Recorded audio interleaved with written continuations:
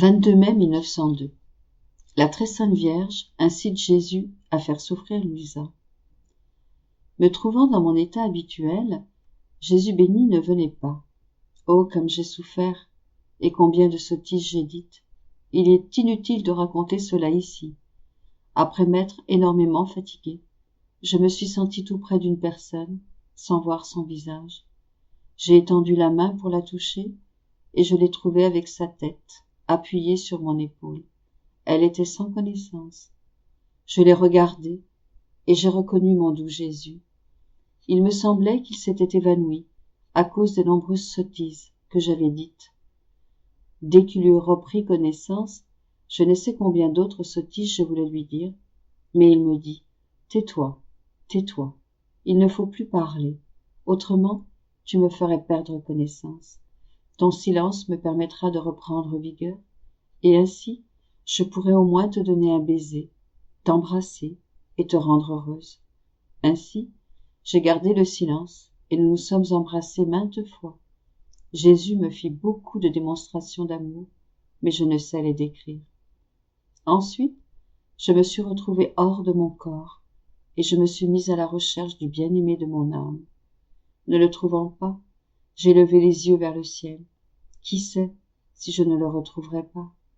Là-haut, j'ai vu la Reine Mère et Jésus-Christ, placés dos à dos. Ils se disputaient et, comme Jésus ne voulait pas écouter sa mère, il lui avait tourné le dos.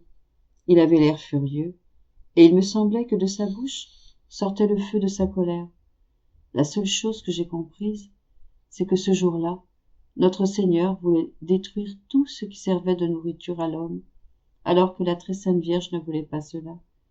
Jésus lui dit « Mais sur qui est penché le feu de ma colère ?»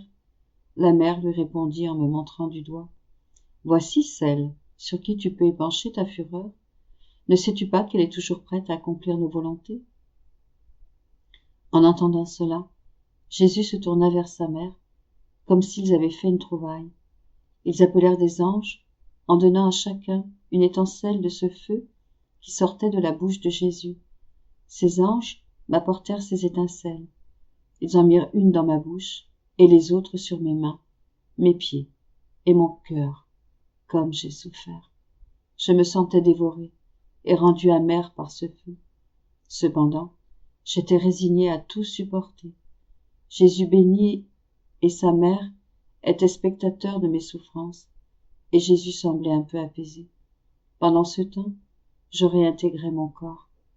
Mon confesseur était là pour me rappeler à l'obéissance, selon mon habitude. Mieux que cela, il manifesta l'intention de me faire souffrir la crucifixion. Jésus se mit d'accord pour me partager ses souffrances. Il me sembla que mon confesseur avait complété l'œuvre commencée par la Reine Mère. Que tout soit pour la gloire de Dieu, qu'il soit toujours béni. « 22 mai 1909. Les douces notes de l'amour. Ce matin, après la communion, Jésus béni n'est pas venu. Je l'ai attendu très longtemps, en étant entre l'état de veille et le sommeil. Comme je voyais l'heure passer et qu'il ne venait pas, je voulais sortir de mon sommeil et, en même temps, je voulais y rester, à cause du supplice que je ressentais dans mon cœur, parce que je ne l'avais pas vu. Je me sentais comme un enfant qui veut dormir, mais qu'on réveille de force, et qui fait alors une scène. Tandis que je m'efforçais de me réveiller, je disais intérieurement à Jésus, « Quelle amère séparation, je me sens sans vie, alors que je vis, et que ma vie m'est plus pénible que la mort. Que cette privation soit par amour pour toi, que cette amertume que je ressens soit par amour pour toi, que la torture que vit mon cœur soit par amour pour toi, que la vie que je ne ressens pas tout en étant vivant soit par amour pour toi. Mais pour que tout soit plus acceptable pour toi, je joins ma souffrance à l'intensité de ton amour, et en joignant mon amour au tien, je t'offre ton propre amour. » Pendant que je priais ainsi, il bougea en moi et me dit, comme est douce et délectable à mes oreilles, la note de l'amour. Dis-la, dis-la une autre fois, répète-la encore, réjouis mon ouïe de ces notes d'amour qui sont si harmonieuses qu'elles descendent jusqu'au fond de mon cœur et rassasient tout mon être. Pourtant, qui pourrait le croire, j'ai honte de le dire. Dans ma frustration, je lui répondis. Tu es consolé, pendant que moi je deviens plus amère. Mon Jésus garda le silence, comme s'il n'avait pas aimé ma réponse. Dès que je fus réveillée, je répétai plusieurs fois mes notes d'amour. Quant à lui, il ne se laissa ni voir, ni entendre, pour le reste de la journée.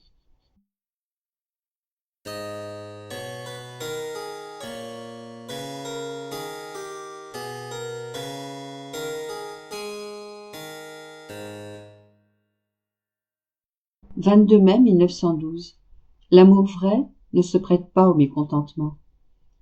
Me trouvant dans mon état habituel, Jésus béni vint brièvement et, comme je ressentais un certain mécontentement, il me dit, ma fille, l'amour vrai ne se prête pas au mécontentement.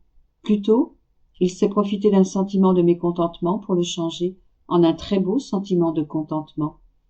De plus, étant le contentement des contentements, je ne peux tolérer aucun mécontentement chez une âme qui m'aime, car je ressentirais son mécontentement plus que s'il m'était propre et je serais forcée de lui donner tout ce qu'il lui faut pour la rendre contente. Sinon, il y aurait entre nous des fibres, des battements de cœur ou des pensées en conflit, ce qui nous ferait perdre notre harmonie, et c'est ce que je ne peux tolérer chez une âme qui m'aime vraiment. L'amour vrai agit par amour ou s'abstient d'agir. Il demande par amour et donne par amour. Il termine tout dans l'amour. Il meurt par amour et ressuscite par amour. Je lui dis, Jésus, il semble que tu veux me déjouer par ton propos, mais sache que je ne céderai pas. Pour l'instant, cède-moi par amour, fais pour moi un geste d'amour, et cède sur ce qui m'est si nécessaire, ce à quoi je tiens tant. Pour le reste, je me rends totalement. Autrement, je serais mécontente. Il répondit, tu veux gagner à force de mécontentement? Il sourit et disparut.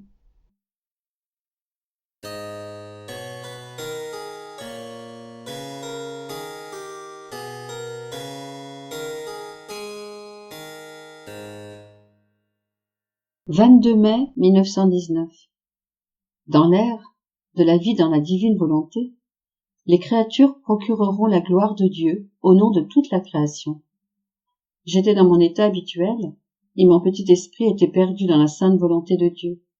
Sans que je sache comment, j'ai compris que l'homme ne donne pas à Dieu la gloire qu'il doit lui donner, et je me sentais très amère à cause de cela. Voulant m'instruire et me consoler, mon doux Jésus me dit à travers une lumière intellectuelle, « Ma fille, toutes mes œuvres doivent être achevées. En conséquence, le dernier jour ne viendra pas avant que j'aie reçu des créatures tout l'honneur et toute la gloire attendue, telle qu'établie à l'origine. Ce que certaines créatures ne me donnent pas, d'autres me le procureront. Chez ces dernières, je doublerai les grâces que les premières avaient rejetées, afin qu'elles soient en mesure de me donner une double portion de gloire et d'amour. À quelques-unes, en accord avec leur disposition, je donnerai les grâces que je donnerais normalement à 10. À d'autres, les grâces que je donnerais à 100. À d'autres, les grâces que je donnerais à 1000. À d'autres, les grâces que je donnerais à une ville, voire à une province, ou même à un royaume tout entier. Et ces créatures m'aimeront et me rendront gloire pour 10, 100, 1000, etc. De cette façon, ma gloire de la part de la création sera complète. Quand je vois qu'en dépit de son bon vouloir, une créature n'arrive pas à faire ce que j'attends d'elle, je l'attire dans ma volonté, où elle découvre la vertu de multiplier une simple action autant de fois qu'elle le désire, ce qui lui permet de me donner toute la gloire, tout l'honneur et tout l'amour que les autres créatures se sont abstenues de me donner. C'est ainsi que je suis à préparer l'ère de la vie dans ma volonté.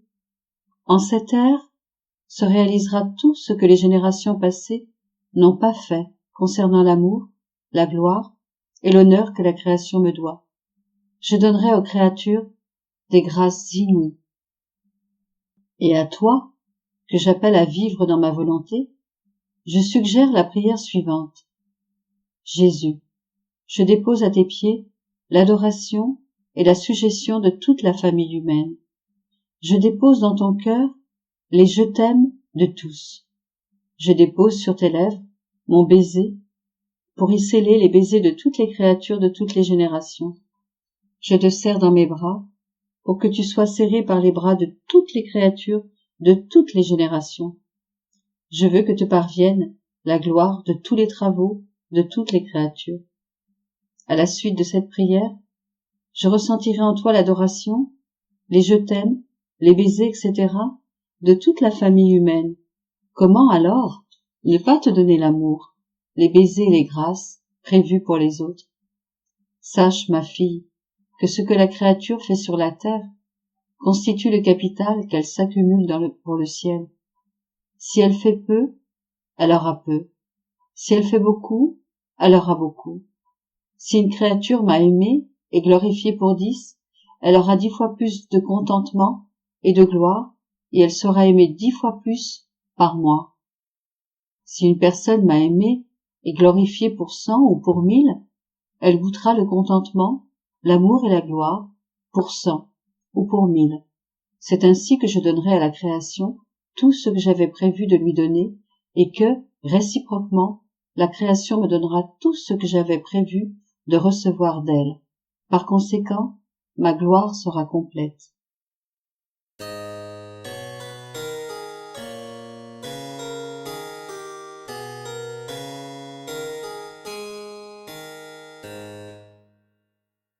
22 mai 1927.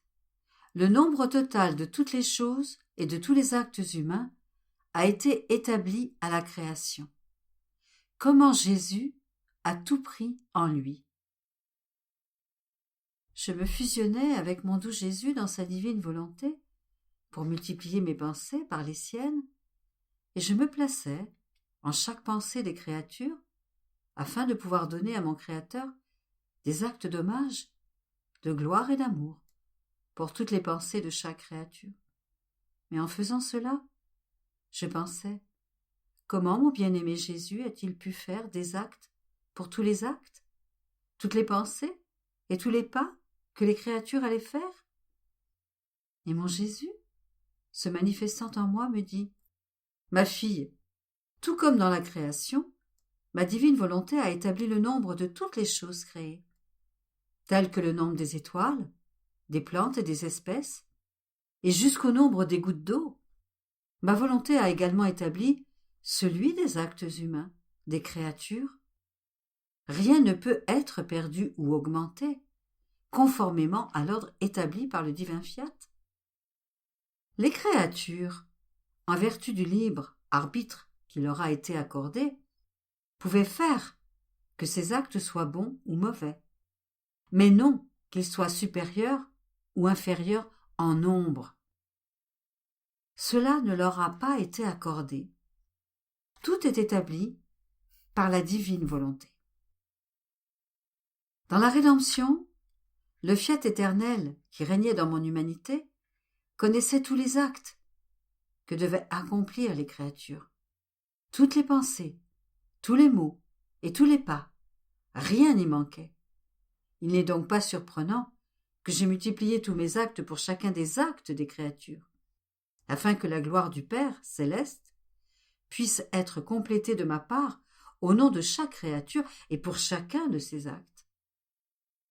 Et le bien que j'implorais pour elle était complet, de telle sorte que chaque acte de la créature, chaque pensée, parole ou pas, devait avoir l'aide de mon acte.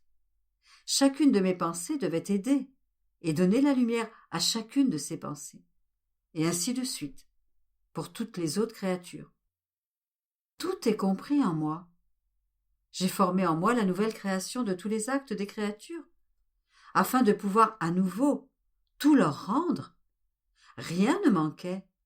Autrement, si même une seule pensée avait manqué, ce n'aurait pas été une œuvre digne de ton Jésus. La créature aurait trouvé un vide dans mes pensées, et n'aurait pas eu l'aide, la force et la lumière de cette pensée quand elle l'aurait voulu. Or, ma fille, ma divine volonté a formé avec moi cette nouvelle création de tous les actes humains, des créatures, afin de pouvoir implorer le royaume du fiat suprême de mon Père céleste. Et les créatures trouveront ce triple secours de force et de lumière dans tous leurs actes pour que revienne le royaume de ma volonté. Et ce triple secours universel sera constitué des actes de la Reine souveraine, des actes de ton Jésus et de ceux de la petite fille de la divine volonté. Je me demandais après cela ce que pouvait être cette divine volonté. Et Jésus ajouta, « Ma fille, la divine volonté signifie donner Dieu à Dieu. C'est une effusion divine qui transforme la nature humaine en nature divine. C'est la communication de la vertu créatrice qui embrasse l'infini, s'élève dans l'éternel et prend dans la paume de sa main l'éternité afin de pouvoir dire à Dieu « Je t'aimais de toute éternité. Ta volonté n'a pas de commencement. Elle est éternelle avec toi et moi. En elle, je t'aimais d'un amour qui n'a ni commencement ni fin. Qu'est-ce que ma volonté? Ma volonté est tout. »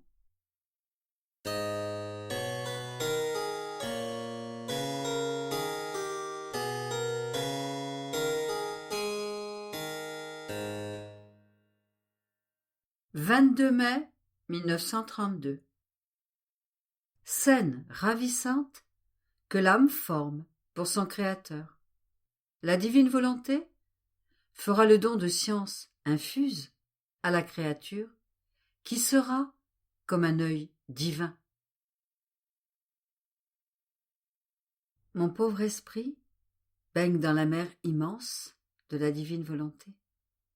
Cette mer murmure continuellement, mais que murmure-t-elle? Amour, louange, action de grâce? Et l'être suprême fait se rencontrer son murmure avec celui de la créature et donne de l'amour pour recevoir de l'amour. Quelle douce rencontre entre le Créateur et la créature qui se donnent mutuellement de l'amour, et dans cet échange sont formées des vagues d'amour, de lumière et d'indescriptible beauté dans lesquelles la créature, incapable de les contenir en elle-même, se sent noyée. Et si elle a pu prendre, Dieu sait combien, le sentiment d'en être inondée l'empêche de pouvoir répéter ce qu'elle ressent en elle, des ineffables secrets d'amour, de lumière, de divine connaissance, que le murmure de l'Éternel a enclos dans son âme. Mais, perdue dans un si grand nombre de connaissances, au point de ne pas savoir les répéter, je m'entendis balbutier, et faute d'un vocabulaire adéquat, et pour ne pas commettre de bévue, je passai outre, et mon aimable Jésus, pris de compassion pour mon incapacité et ma petitesse, me serra dans ses bras et me dit: « Ma bienheureuse fille, il est vrai que ta petitesse se sent noyée dans l'immensité de ma lumière, de mon amour et des innombrables vérités que contient notre être saint et adorable. Mais notre puissance et notre immensité prennent plaisir à remplir ainsi la créature de lumière, d'amour, de connaissances diverses et de sainteté au point de la submerger. Et c'est une scène des plus ravissantes que de voir la créature baignée dans notre immensité, qui veut parler, mais qui est noyée dans la lumière, l'amour et les surprenantes vérités. Oh, comme il est beau qu'elle veuille parler de ce qu'elle ressent, et nos vagues la recouvrent et la réduisent au silence. C'est cependant un étalage de nous-mêmes que nous faisons à notre créature bien-aimée, et nous agissons comme un maître qui veut faire étalage de sa science devant son petit disciple. Il montre tout son savoir, et le disciple écoute, se remplit l'esprit et le cœur. Le maître a dit tant de choses que le disciple est incapable de rien répéter. Mais cela sert cependant à lui faire apprécier et aimer le maître, et à espérer atteindre les hauteurs de sa science. Comme le disciple est sous sa direction, cela permet au maître de se faire connaître et de recevoir l'attention, l'affection et la fidélité du disciple. C'est ce que nous faisons afin de nous faire connaître et aimer lorsque nous voyons la créature vidée de toute chose, qu'elle ne veut plus rien d'autre que notre divine volonté. Nous sommes ravis au point de l'inonder de lumière, d'amour et de vérité nous concernant. Puis, nous découpons partie par partie ce que nous lui avons insufflé en une fois, et nous prenons plaisir à nous adapter à ses petites capacités.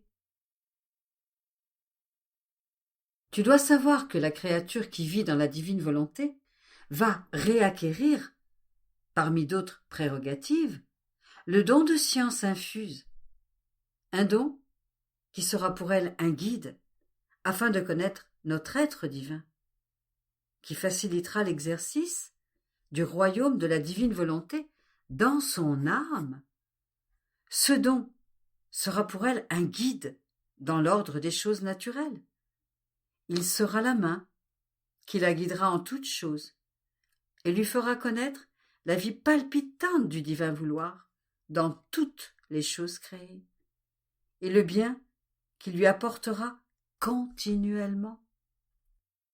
Ce don a été donné à Adam au commencement de sa création, et il possédait, avec notre divine volonté, le don de science infuse, de telle sorte qu'il connaissait avec clarté non seulement nos divines vérités, mais aussi toutes les vertus bénéfiques que possédaient toutes les choses créées pour le bien de la créature, des plus grandes jusqu'au plus petit brin d'herbe. Lorsqu'il rejeta notre divine volonté, notre fiat retira sa vie et le don qu'Adam avait reçu. Il est resté depuis dans l'obscurité, sans la pure et véritable lumière de la connaissance de toutes choses. C'est pourquoi, avec le retour de la vie de ma volonté dans la créature, le don de science infuse lui sera rendu.